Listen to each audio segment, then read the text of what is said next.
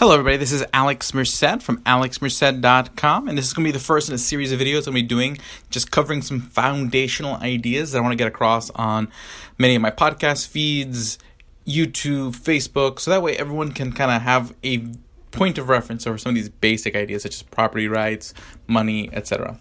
So this is Property Rights 101. This will be broken up into two videos. This first video making the case for property rights, and video number two talking about the sort of criticism and addressing the criticisms of property rights.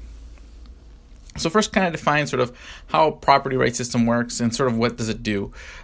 Mainly what a property rights system does, it's a system that one defines when an individual can claim ownership of some type of property, which means they have the right to exclude others from the use of that property. Doesn't mean they have to do that. People are free to share and allow others to use their property, but they have the right to exclude. So for example, if I own a car, if I have my car, I can let you use my car. I can share my car with others. I am well within my right to do so. But I don't have to. I don't have to let you use my car. I have the right to say, don't touch my car. So that's essentially property rights. It's really the right for someone to be able to claim a specific piece of property that's well defined and exclude others from the use of that property. And have the right to sort of defend that claim. Now, why is this important? Because this can sound very controversial in some things. Mainly because there's something called scarcity. There just isn't an infinite amount of everything in the world. So let's take apples, for example. There's only so many apples. So some people may say, hey, how about we just split up all the apples equally?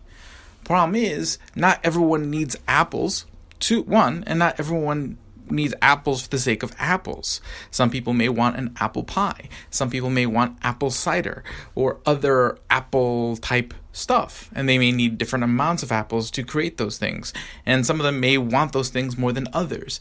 So there's this sort of impossibility of calculating sort of what everyone's personal values of these things are to be able to sort of get the best bang for your buck for them, because if some people like bananas better than apples, then giving them both an equal amount of bananas and apples doesn't maximize sort of value or happiness in society. I'd be much better off giving the person who likes bananas more bananas, and the person who likes apples more apples. And while that's an unequal distribution, you have a greater amount of happiness in the world, because they both have something that they enjoy more. Not all capital, not all resources are created equal or equally valued. So the problem is when you have someone who tries to sort of plan who gets what, a central plan, they don't know what's in everyone's mind and heart. They don't know what everyone values. They don't know every possible use for every piece of resource. Because beyond apple cider and apple juice and apple pie, there's so many other uses for apples that I can't think of for me to truly be able to sit there and then also on top of that know what's in people's heart and minds as far as how they value things, to really allocate these resources to sort of maximize happiness. So in that case, you don't want a central plan, but it needs to be a system so that way we can figure out who gets to use what.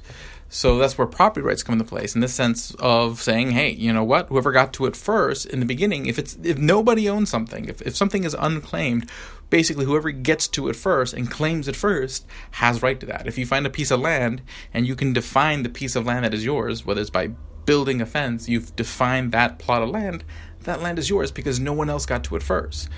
There's no one else who can say, hey, that was mine before it was yours. And if someone else can justifiably claim that they put a claim before you made your claim, well, then their claim wins out. And that's sort of what courts would be for, and that's essentially what all legal adjudication is. This basically determining whose property is whose property, and then what are the responsibilities of owning that property. Because owning that property doesn't just mean you get the benefit of excluding people, but you also have the liability of the damages that property may cause. So if a car is yours and you crash into somebody's house, we now know you are responsible for covering those damages. That's another benefit of property rights. We can better define who's responsible when bad things happen, because we can say that's somebody's property. The problem is that if property isn't somebody's, it becomes more difficult. Because if it's everybody's car and everybody's food and everybody's everything, then everything is everybody's problem. Okay, so then when you crash your car into somebody's house, everybody is now sort of paying the bill. It's everybody's fault. And that makes it very difficult to sort of manage in society, the incentives in society. So let's recap so far. Because we're able to individually claim property, we can, one, better allocate property to those who enjoy it the most. Why? Because since you can individually sit there and seek out property, you will take the property that you do have and and exchange it for property you like better. So if you have $10, but you rather have 10 apples, you might spend those $10 on 10 apples. The 10 apples make you happier than the $10, or else you wouldn't have made that exchange. But that person who had the 10 apples was happier with the $10. So both of you are now happier, and all these individual transactions over time move things to those who will be happier. Not necessarily the happiest, because again, we're not omniscient. We don't know what is in everybody's hearts. And then what people want, what make people happy is constantly changing. So sort of, the theoretical ideal is constantly changing. So it's not like that's what's happening, but you're always getting closer as people exchange, because people are always exchanging the things they have for things that they'll think will make them happier. Does that mean they always do? No. Sometimes you buy something and it turns out not to make you as happy as you thought it would, but now you know. And now going forward, you're going to be better able to make exchanges because you now know what things weren't as good as you thought they were, what things were maybe even better than you expected. So all those exchanges also allow us to become better measures of our own happiness, to be better at this whole allocation of resources. At the same time, that ownership of property helps us define who's responsible in the cases where there's damages and things that go wrong. So these are the sort of the benefits of property rights. And it also allows people, it also creates incentives to accumulate property.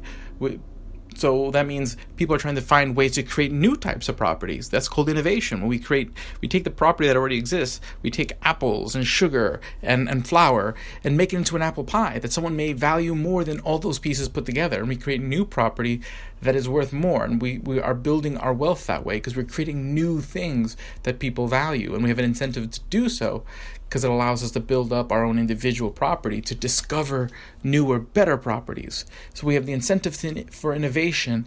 Resources get reallocated to sort of where it maximizes happiness, and we help discover responsibility. These things help society run better.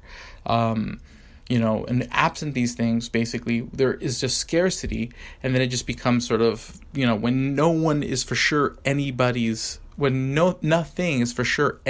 stuff, then basically it just comes down to who can fight for it, because there's no system to discover who should use X. Everyone can just sort of ad hoc create their own justification for why X property should be X persons and someone should get to use it. While your traditional property rights framework, as articulated in this audio, kind of does that. So that's the case for property rights. In the next video, I'll discuss more, or next audio clip, I will discuss more sort of what's the case, or the criticisms and what are the answers to those criticisms. So I'll talk to you guys then. This is Alex.